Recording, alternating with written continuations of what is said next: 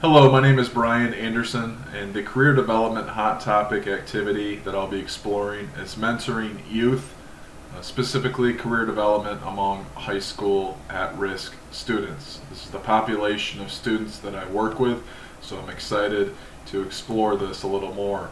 So what's the problem? Below I've listed some characteristics of students that are at risk to graduating high school. These aren't all, but I've just limited them to the following below. Let you read these.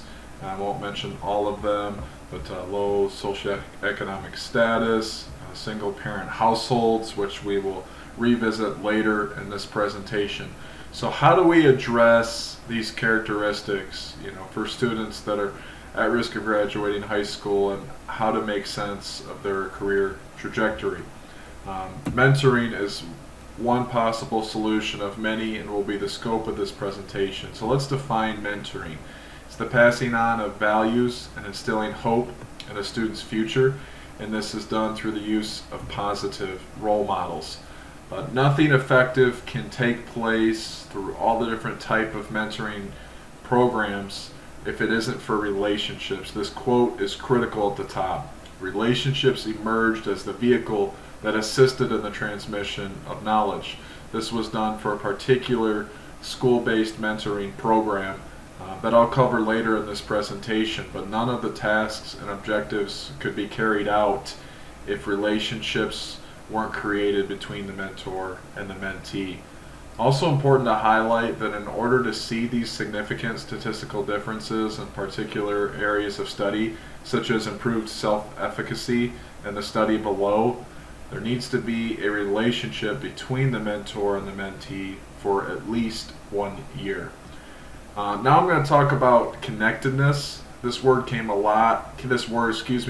a lot in my research, and it talked about a connectedness to self and how that transforms to a connectedness to others and then ultimately to society. To go back to that connectedness to self, the mentor is helping the mentee discover what makes them unique, what type of talents, interests, values, abilities that they have. And then they're able to take those and be able to help children be more effective at working with others through a development of interpersonal skills. And ultimately, this leads to a connectedness to society and looking at one's culture, school, community, and family. The theory that best describes mentoring is the social learning theory developed by Albert Bandura, and it can be summed up in that second point below, that understanding the way in which people learn through the observation of others. So I've highlighted 3 types of mentoring programs. These first 2 exist within the school walls. Outside of the school walls are where we're seeing community-based mentoring programs. So let's start with cross-age mentoring programs. These typically happen among older high school students mentoring middle school or elementary youth. What's really important for these to take place is that school counselors are providing structure. That's where we're going to see the most benefits from this program, as well as the school-based mentoring program that I'll cover next. But these 3 areas that were explored, again, these aren't the only 3 areas, but this was through the context of one of the research articles that I looked at.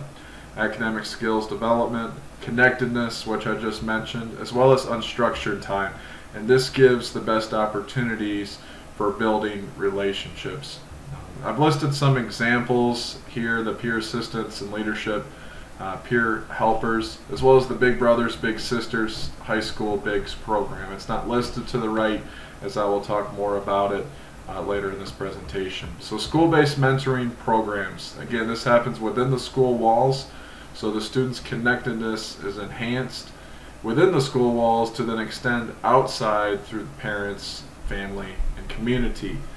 Just really want to highlight this point right here, that students reported improved academic attitude, self-esteem, academic achievement, interpersonal skills, and an improvement in relationships through these different kind of school-based mentoring programs.